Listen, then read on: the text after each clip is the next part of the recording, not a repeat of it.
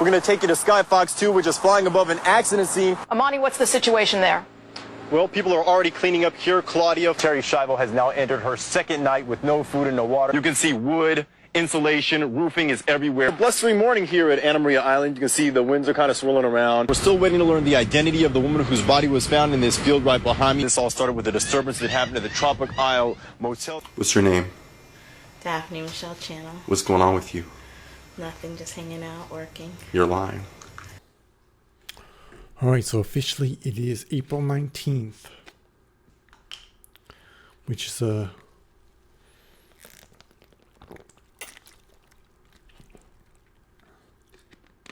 it's a pretty important day in my life. So I'll set the stage for you a little bit. I was a young reporter working at WTVT Fox 13 in Tampa. I was probably about 26 maybe. 25, 26, somewhere around there. I was in my mid-20s, definitely. And me and Daph had been married since 2001, so it was 2006. So we've been married for about 5 years.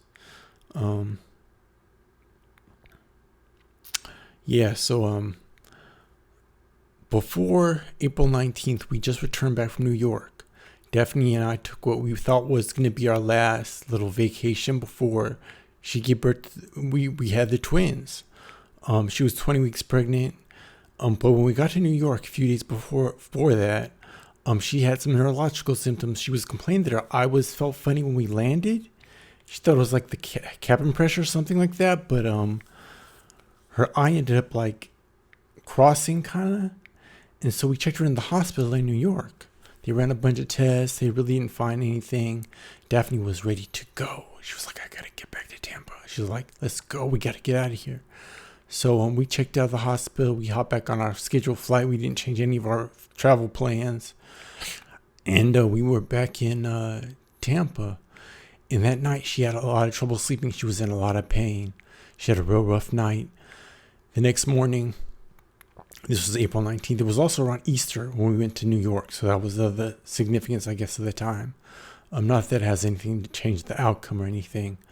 So the next day I was on my way to the library for do some research. I was working on a term paper for grad school, like a literature review.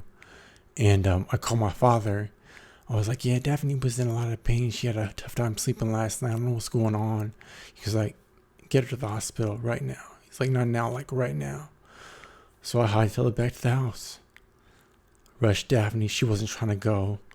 She was complaining, slow down, I'm going to go when I'm ready. I don't feel well, yada, yada, yada, yada. I got her in the car, drove her to the Tampa General. Dropped her off in triage. Parked the car. By the time I got back up there, she was already in the room. It was really going left by that time. I remember there was this young nurse, and as I was holding the boy, she was kind of watching me because I think people knew that I worked in the news. Like, that was pretty known. I'm pretty sure they knew me from TV. She's just watching my reaction though. I saw her kind of eyeballing me. Not that it really matters, but the boys lived for like an hour, and that was it. They had a quick pit stop. Didn't have to deal with any of these trials and tribulations. They probably knew better, but it felt like a bad dream that wouldn't stop. And there were moments where I like wished that I would wake up, but I didn't.